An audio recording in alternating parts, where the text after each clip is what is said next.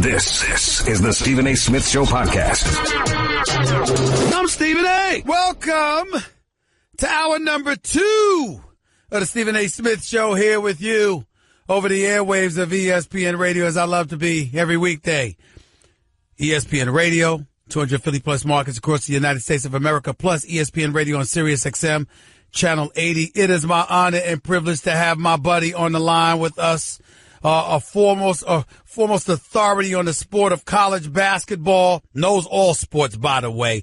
Brilliant dude, very funny, by the way, as well. He's my buddy. The one and only Jay Bilas is on the line with us right now. What's going on, man? How you doing, buddy? I'm doing great, Stephen A. How you doing? I'm doing great, man. Thank you for taking time out of your busy schedule to talk to me. How are you feeling about this draft? I'm feeling it's a really good draft, and there are a lot of really good players. I'm a little uneasy that I think there are a lot of hard calls in this one. It's not like the 2003 draft or something where you felt like there were a bunch of no-brainers that you just say, well, this guy's the best player, or LeBron's the best player, that kind of thing. I think there's some reasonable debate here, and you don't know automatically that you're going to be right. You know, it's interesting that you bring that up because I think it starts right off with the number 1 pick. Now, to me, it's a no-brainer. DeAndre Ayton is big time. You can't teach 7 feet.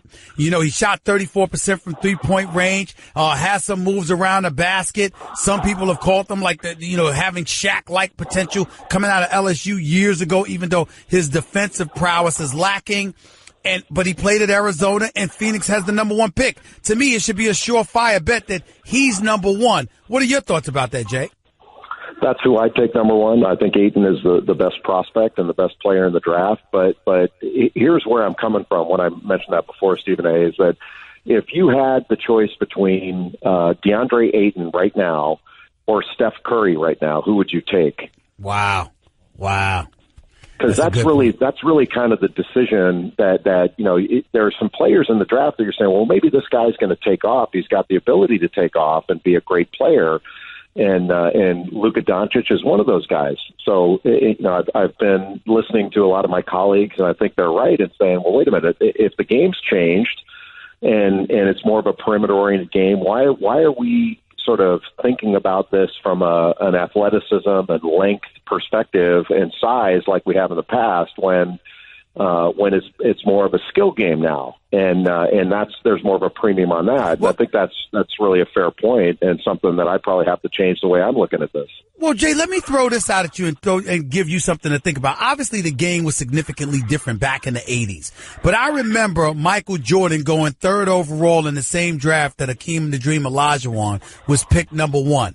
Even though Michael Jordan is obviously Michael Jordan, I have never heard one criticism aimed towards the Houston Rockets for Olajuwon being picked number 1, because you can't teach that size and ability to go along with it. I would think that would be a big support position for DeAndre Ayton in this draft. What about you? Yes. And don't get me wrong. I mean, and you're not, but the idea that you have to draft in the year you're in.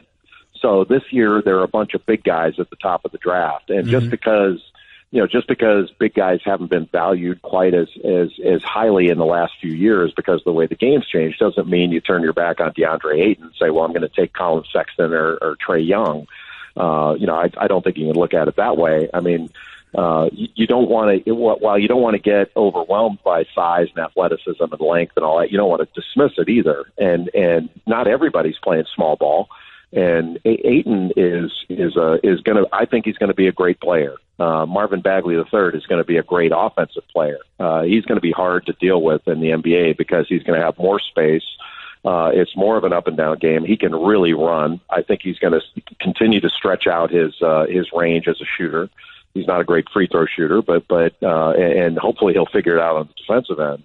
But there are a bunch of players in this draft that I think could wind up being really, really good. And even getting down to sort of the middle of the first round or later in the first, like Jerome Robinson for Boston College might be the most complete offensive player in the draft. And I'm a big fan of Aaron Holiday out of UCLA. He's small, but that dude can play. And so we might wind up in 5 years looking back on this draft saying, man, this thing was upside down.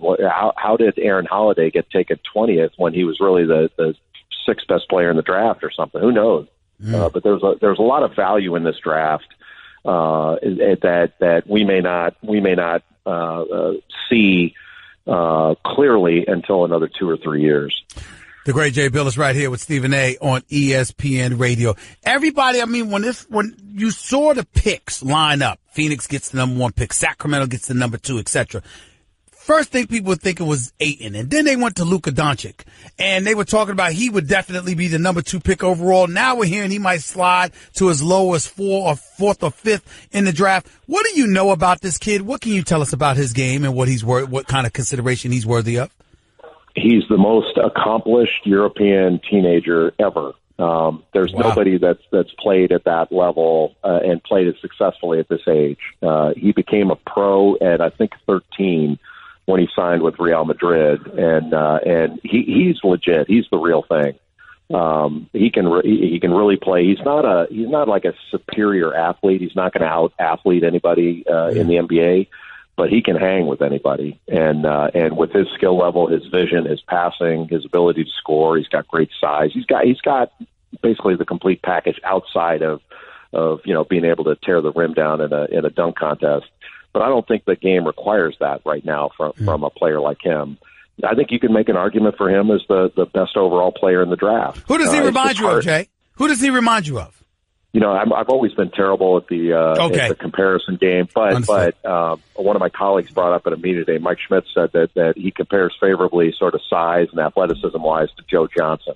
And Joe Johnson had a long and productive career in the NBA, except I think he's a better playmaker with the ball than Johnson was, sort of better handler, passer. Johnson was a heck of a shooter scorer. But when Joe Johnson came out of college, there were a lot of question marks about him as to how tough he was. And he proved that he was more than tough enough. He's had a great NBA career.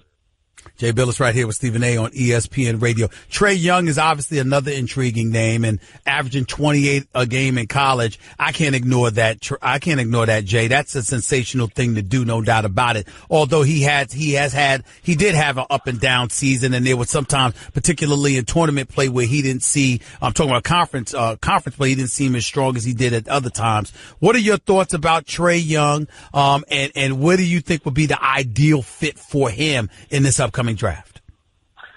I'm a Trae Young fan. I think he's going to be really good. Look, he's not a great defender. He's small. He's kind of slight of build, but so was Steph Curry. And that's been and I'm not saying he's going to be as good as that, but that's kind of the comparison. And I think it's a fair one that if you look at the numbers that Trae Young put up this year at Oklahoma, it compared favorably to Steph Curry's junior year at Davidson. And if you compare them when they were both 18, 19, and they were both freshmen, Young comes out the winner. And Trae Young did something this year that nobody's ever done. He led the country in scoring and assists in the same year.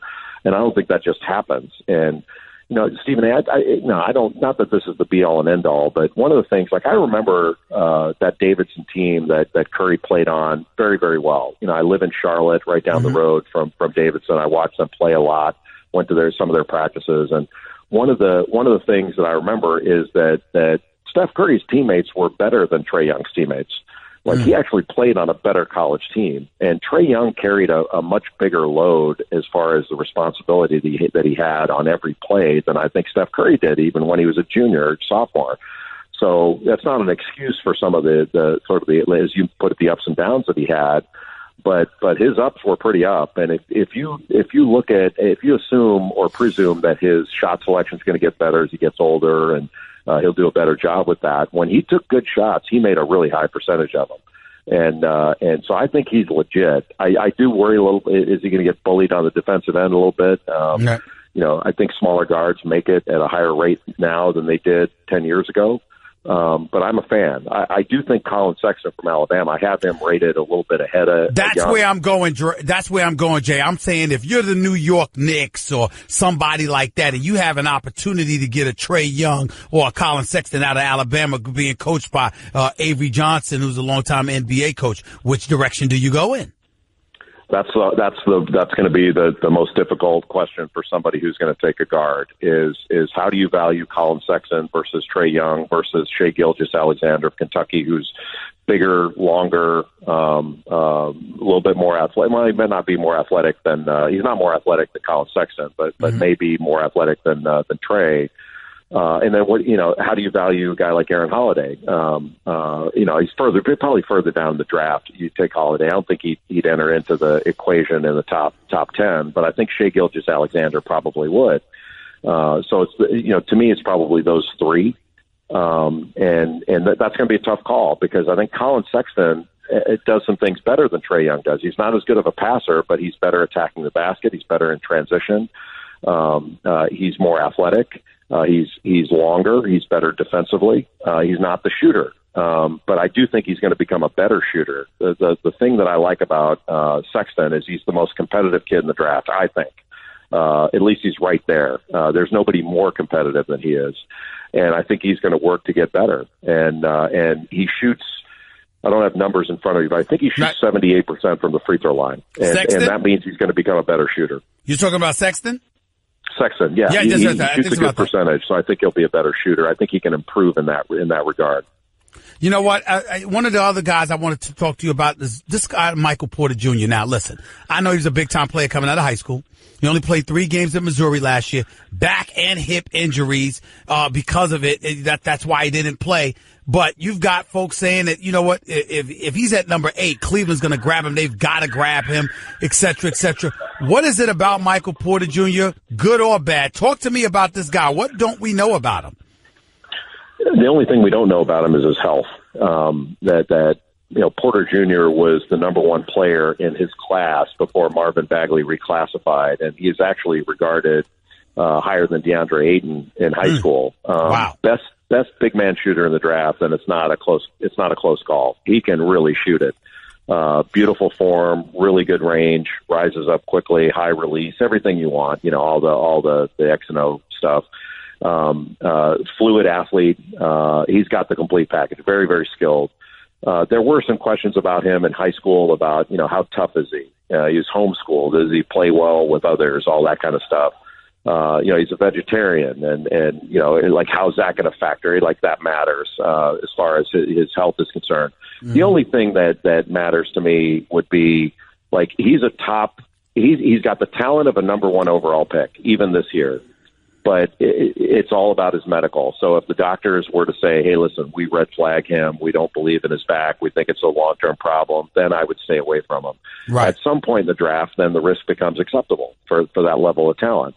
The last guy I remember that you're saying, wait a minute, where does this go is Brandon Roy. Because, I thought he was the second best player the year he came out, but there were questions about his knees and how long he would last. And it turned out he didn't last that long. He lasted 6-7 years, something like that. And they were really productive 6-7 years. He was great when he was playing. He was special. But I don't know I don't know the right spot. I can tell you that I have Michael Porter Jr. rated number 7 in this draft, and I can't really explain why, because his talent is 1 or 2. But if his medical's so bad, I wouldn't even have him number 7. I'm just it's almost like I arbitrarily picked that because it felt right. But I don't have any reading because I haven't seen his medical. I don't know what it says. So I don't know where to come out on that one. It's just a eye of the beholder thing, really. Jay Bilas right here with Stephen A. on ESPN Radio. New York Knicks have the number 9 pick. I'm a New York Knicks fan. That's why I'm asking you about them. I've heard about Mikal Bridges out of Villanova. You hear about Sexton. You hear about Trae Young. Now I'm hearing about this kid, Kevin Knox, out of Kentucky. He's only 18. Would that be a good pick for the Knicks? I think it could be. I think he's one of the more undervalued players in the draft that you're not hearing as much about. I think there's been more talk about him lately. But Kevin Knox has size and length. He's a terrific athlete, and he can really shoot it. He's an excellent shooter. He can shoot off the dribble. He can shoot the range. He can post up. It comes off screens. I mean, he's really, really good. It's funny, Stephen, I was not that high on him early in the season when I'd watch him play because he looked a little sleepy out there. I wasn't sure he could take over. He was assertive. And then I saw him at West Virginia. I was on the game at West Virginia with Dan Schulman, and Kentucky was on their way to get blown out in that game. They were going to get crushed. and he turned it on, had 34, and I don't want to say single-handedly, but it was just about single-handedly won that game.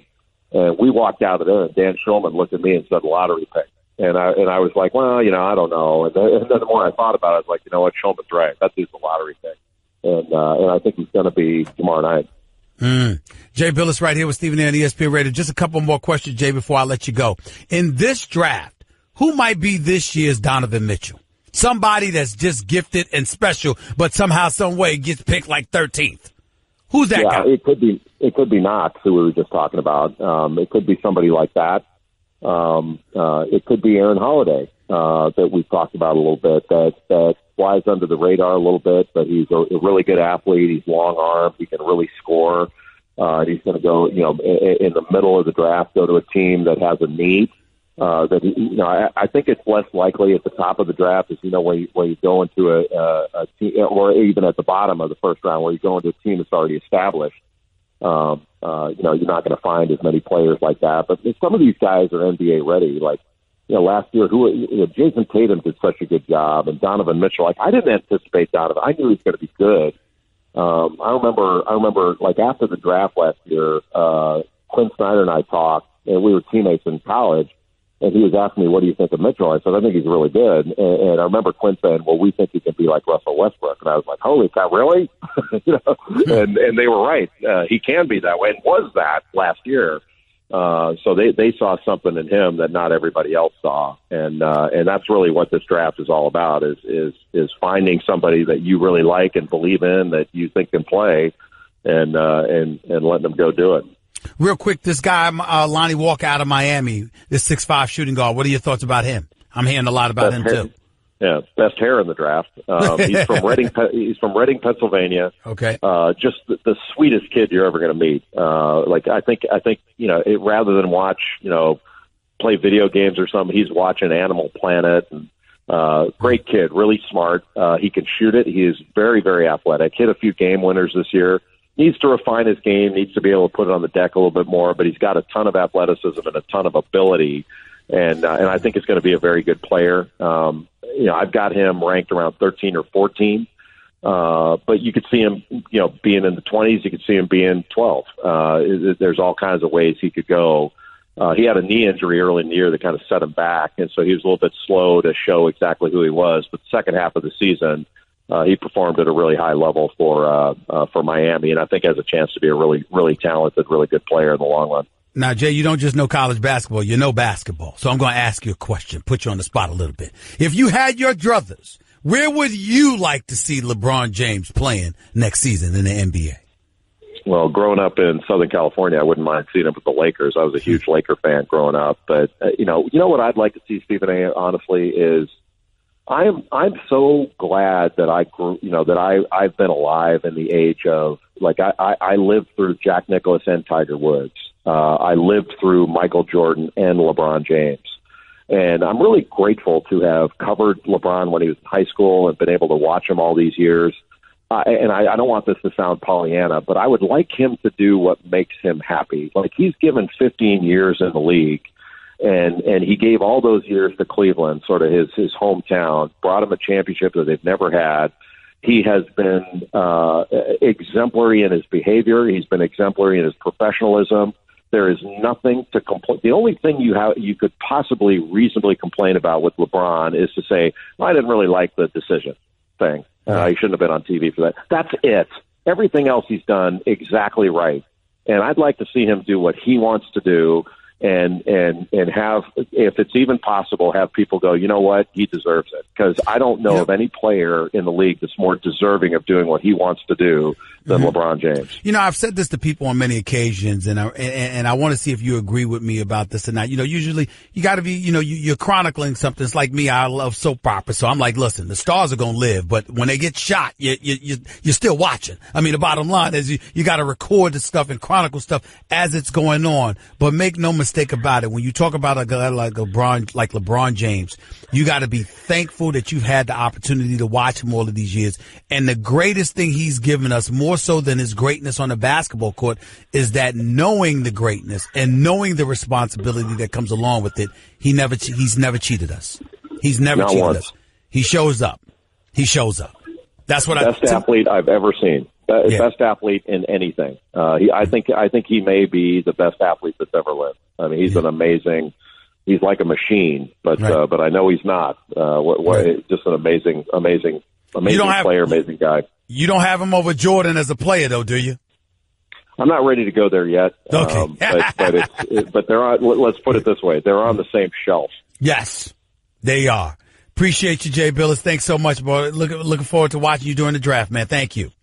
Well, you're on that same shelf, too, Stephen A. Great to hear with you. Thank you, buddy. You take it easy. The great Jay Bilas right here with Stephen A. on ESPN Radio. 888-SAY-ESPN. That's 888-729-3776. He'll be covering the draft for ESPN. Does an outstanding job. That's the first time Jay Bilas and I actually had the pleasure of working with one another when we were on the panel for the NBA draft together about a decade ago. Plus, obviously, I've shown up with him a couple of times for college basketball game day with him. Jay Williams, Coach Greenberg, and Reese Davis, and these guys, they're just phenomenal. They know what they're doing. They know what they're talking about, and they're absolute pleasures to work with. Just class personified across the board. And they really, really know their stuff. I love all of those guys, and obviously, especially Jay. Bubba Watson's coming up next, two-time Masters champion extraordinaire. You are listening live to the Stephen A. Smith Show, ESPN Radio. I just saved hundreds of dollars by switching to Geico. I feel like a whole new person. Disclaimer, you will not become a whole new person. This is impossible. You might be able to join a gym or diet program, buy a new wardrobe, get hair implants, but your DNA and physical form will remain the same. Geico waives any and all liability if you attempt to become a new person, except a cyborg. If you choose to become a half-human, half-cybernetic organism with lasers for eyes, the Geico legal team would be cool with that, because, quote, laser eyes are pretty sweet. Pew, pew, pew, end quote. Geico. 15 minutes could save you 15% or more. You're listening to the Stephen A. Smith Show podcast. Welcome back to the Stephen A. Smith Show right here on ESPN Radio. It's my honor and privilege to have my next guest on the line. He is a two-time Masters champion, joining us on behalf of the Travelers Championship, which takes place this weekend at the TPC River Highlands. I'm talking about the one and only Bubba Watson. He's on the line with us right now. Bubba, how are you, buddy? How's everything? Oh, everything's good, man. Thank you. Thanks for having me on, man. Hey, man, it's a pleasure. It's my honor to have you on, sir. I know you didn't, I'm not starting off on a bad note, but I want to get this out of the way. I know you didn't make the cut at the U.S. Open, after finishing fifth at this year's Masters. How difficult was the course at Shinnecock? Talk to me about that for a second, because I've heard so much about that. Yeah, no, it was very difficult. Obviously, I missed the cut. So, but the fairways were generous for a U.S. Open. The rough was the U.S. Open, so it was very difficult. It was one of those with the iron play. Your iron play needed to be pretty crisp. You need to have the right yardage because it runs off. They cut the rough around the green, so it ran off a couple yards, 20 yards, 30 yards here or there, and made it very difficult. And so, if you could have your iron play where you need it to be, you could score around that golf course. And when I say score, that's relative. You could play decent around that golf course. And as it showed over the weekend, it was very tough, very difficult. But we had a great champion at the end of it. Brooks, pretty deserving champion as well. He played the last 3 days. It's interesting because you saw so many of the huge names in the sport of golf that didn't make the cut either, and Spieth and Rory and other guys. Is it good for the game of golf? I mean, as somebody, I'm a fan. I watch the sport, but not as religiously as I watch the NBA per se. Is it good when you have these marquee names that haven't made the cut in a particular tournament or so, or is that just par for the course and it's not a big deal in your eyes? Well, first of all, I watch the NBA more than I watch golf too, so we're on the same page on that. I'm interested in what's happening coming up pretty soon on the NBA. But I'm going to ask you about that. But go ahead. Yeah, for sure. Let's talk about that instead. I think that's the beauty of golf, right? There's so many good players around the world because of Tiger Woods. Tiger Woods has created a buzz around the world. Tiger has created golf around the world, fitness, all these things. So younger kids are coming from everywhere, every walks of life, and so.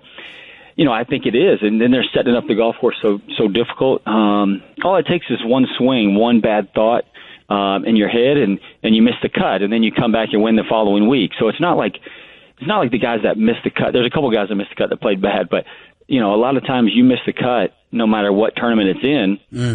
You think you're playing good, and you're hitting the ball good. You're just not scoring. There's a lot of things that factor into why you miss the cut or or things like that. So you can play good and miss the cut. I've had a couple of times in my career where I've missed the cut and then won the next week. And so, it's not that you're playing bad. It's just the setup and everything just is getting to you. And that week, the golf course is better than you. You brought up Tiger Woods. How are you feeling about him right now? Some of us look at him and say his days of being a regular contender appear to be over, but obviously that might be a bit presumptuous. What do you make about what you've seen of Tiger, and what are your expectations of him moving forward? Well, we got spoiled, right? We had Tiger Woods in front of us, and we got to watch him. And some of the young kids coming out now, they've seen old footage of Tiger, but I got to see it firsthand. And we want it. We want Tiger. We want the roars of Tiger. We want his fist pumps. We want it all, right? That's same as when Michael Jordan, same as LeBron James, Kobe Bryant. I mean, we can sit here and name Jack Nicklaus, Arnold Palmer. We want those to keep playing. We want them never to age, right? Because we want to see greatness. So that's the hard part. First of all, before the surgeries and anything, age will always catch up with you. And then when you're talking about his injuries, that's going to help him or hurt him, a little bit quicker than age, right? And so, we still have the dreams and hopes that we see somebody win the Masters older than Jack, right? Jack, I think, was, 46 when he won? I think it was 46, 47, I remember correctly. Right, and so we want to see Phil, we want to see Tiger, we want to see that fist pump again. We want to see that big smile, shots that nobody can do. And that's what we're all hoping for. We're dreaming for. But to get back to where he was in 2000, I don't see it. But now to win, to be dominant, to be a good player, to be number one on the tour player of the year, yes, I can see him easily doing that. But to get to where 9 wins in a season and like his worst finish was like third that year is weird. Right. It's just I don't think we're gonna see that, but we can still see him be FedEx Cup champion, Masters champion. We can still see that, here and there. But Bubba, what do you see in terms of the next Tiger winning? Because I'm talking box office appeal. Is there somebody that could ultimately end up being that kind of iconic figure in the world of golf, that you could see that happening down the line because of their personality, because of what they bring to the table, not just on the course of play, but also just the iconic figure that he ended up becoming? Do you see that happening for the sport of golf in the near future? Well, you gotta take into the consideration of his background, right? His culture, his background, where he came from, his dad and his mom, everything about him, right? Yep. It's something we've never seen. It's the Williams sisters in tennis, right? I mean, you can't. How do you produce that? I guess a guy from China, that would make it even crazier, right? I mean, because we just haven't had that in golf, and so when you look at it from that angle, I don't see it right now, but I see 10 to 15 guys that can make one hero. Does that make sense? Because there's so many young guys right now that they're battling back and forth. You got Ricky one week, you got Jordan Spieth one week, you got McIlroy, you got P. Reed, you got Brooks Koepka, you got Justin Thomas. I mean, all of those. I mean, you got 8 wins in a row, and then they can battle again. So it's you can. There's so many avenues to go, and right now we're searching for that Kobe Bryant after Michael Jordan. We're searching for that LeBron James, that Kevin Durant.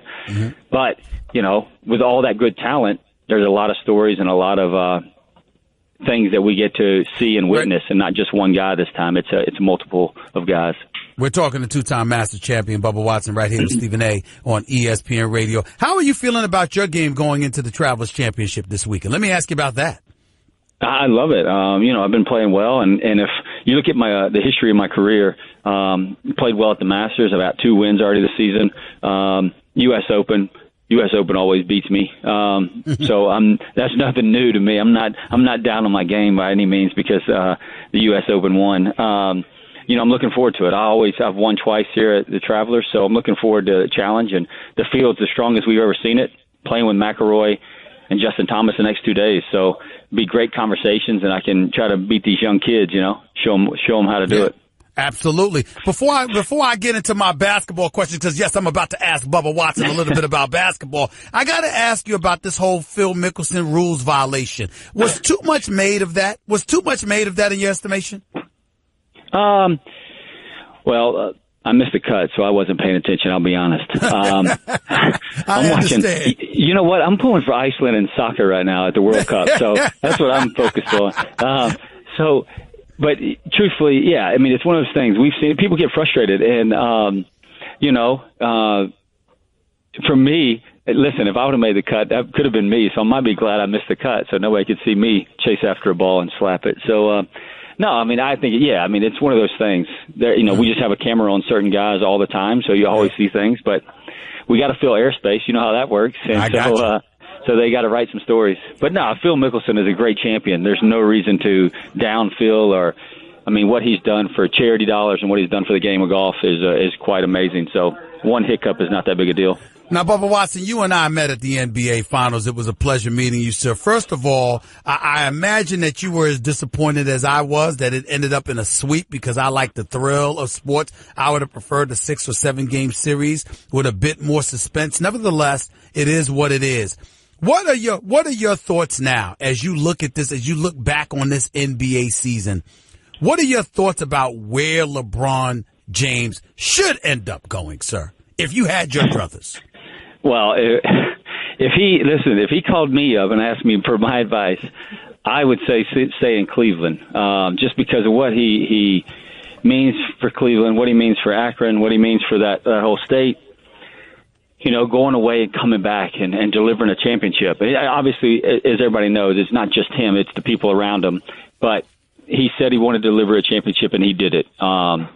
He put the team on his back. Look at this year. This year was scary. It looked like they might not make the playoffs. And they did some in-house changing, and they traded some people away. And somehow he got better. This is the first time he's ever played every single game, never set out. He got better. His numbers all around the board were better. So I'd like for him to stay in Cleveland just to show that city some love and what they've showed him love over the years. But from the other aspect, I wanted something besides a sweep. But Kevin Durant, look at that firepower they have. Yep. And I think when those contracts end, as we know, when those contracts start ending and agents get involved, that team's going to break up probably pretty quick. But it was nice to see him. Nice to see him do that. And Kevin was lights out those games in Cleveland. I can see where LeBron could go a lot of places, but I don't want him to. LA, me as a fan, right? Me as a fan, Houston, we can see that where they could fit. Some people can move and go to LA, and he could go to LA. But again, like I said, if he was calling me, because he moved from Miami back to Cleveland, I moved from where I was back to Pensacola, Florida. I say if he can go back home, I'm mature enough to go back home and help my city, just like he is. And so I got you. I used him as an example for me to go back home to help a city, to be a part of a city that I was born and raised in. So, I love what LeBron's doing, but I really wish he would stay. Again, if he's asking me, but the NBA, it's so appealing right now. I love it. My wife played in the WNBA. I can't wait to see what happens in the draft and where people are going. Bubba Watson, honor and a privilege to talk to you, buddy. Thanks a lot, and all the best to you, and good luck moving forward, okay? You take care of yourself. All right, thanks a lot. Thanks for having me again. Thank you. The one and only Bubba Watson, 2-time Masters champion, joining us on behalf of the Travelers Championship, which takes place this weekend at the TPC River Highlands. He was right here with Stephen A. on ESPN Radio. 888-SAY-ESPN. That's 888-729-3776. By the way, ESPN Radio is presented by Progressive Insurance, with insurance for cars, home, boat, motorcycles, RVs, and commercial vehicles at 1-800-PROGRESSIVE and Progressive.com. More the Stephen A. Smith Show, more of your calls, more NBA talk, more NFL talk. The list goes on and on. You're listening live to your boy. Don't touch that dial. Back with more in a minute. Guess what? You're in the middle of the Stephen A. Smith Show podcast. Damn it, I mean it! Let's go to George in Jersey. You're live with Stephen A. What's up? How you doing, Stephen A.? Big I'm fan. Good. Thank you. I've heard everybody say, every other team for LeBron James except one team, and I think it would serve him and the NBA good. The Washington Wizards, he can go play with John Wall and Bradley Beal, and that would get under the skin of Kevin Durant, because that's his hometown. I think it would be great for LeBron to go to Washington. Well, listen, I think that would definitely put Washington over the top in the East, assuming they get a bench. But I don't think he's inclined to go to Washington. Personally speaking, I think Kevin Durant would be a better fit in Washington than LeBron James, because I think he'd fit better with Bradley Beal and John Wall than LeBron with John Wall, because both are ball dominant. But that's just me. Appreciate the call, George. Thank you. Jose in Brooklyn, talk to me. Stephen A., I think the best scenario for LeBron James would be for him to sign a 2-year deal with Houston, and he could be able to opt out after his first year, and then wait and see what the Knicks look like. and see if he could play with Klay Thompson and maybe Kyrie Irving with the Knicks after this season? That's wishful thinking, not to mention the fact you're asking a guy approaching his 16th year in the NBA to think about making not just one more move, but a couple of more moves. I don't know if that works for him at this point in time in his career, but good try. Brian in Denver, you're live with Stephen A. What's up, Brian? Stephen A., huge fan. Thank you. I just wanted to call and get your thoughts on LeBron buying the Cavs and being the biggest legend Cleveland's ever seen. Well, it's possible.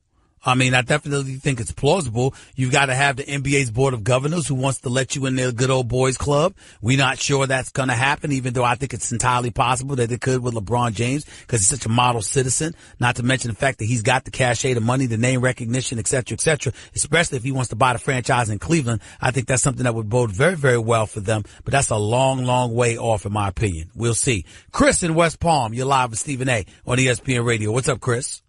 Hey, Stephen A. What is preventing the Los Angeles Clippers from relocating out of Los Angeles and joining the professional bandwagon? I don't know. I really don't know. I personally believe that the Clippers should leave Los Angeles. I think that the Los Angeles Clippers should move out of the city.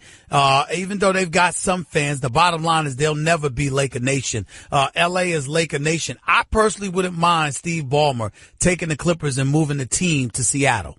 I think Seattle deserves a basketball team again. I would love to see them get a basketball team again. I know Memphis wants out of Memphis and they would move to Seattle. Who knows what would happen there, but I would love to see a team in Seattle. I'd even like it if the Clippers were in Anaheim or something, somewhere near Yorba Linda or something. It wouldn't bother me one bit as long as they're not in the city of LA, trying to share space with the Lakers. I don't like it at all. It doesn't make much sense to me, but that's just me. I got to get on out of here for the day, but I'll be back in 22 hours. You're listening live to the Stephen A. Smith Show, ESPN Radio. Thank you so much. I got a lot to talk about NBA free agency. The NBA draft is tomorrow night, so we'll be heavily on the NBA draft tomorrow. Stick around, don't touch that dial. Until then, peace and love. That's just a sample of what you'll hear on the Stephen A. Smith Show. Weekdays at 1 p.m. Eastern on ESPN Radio and the ESPN app.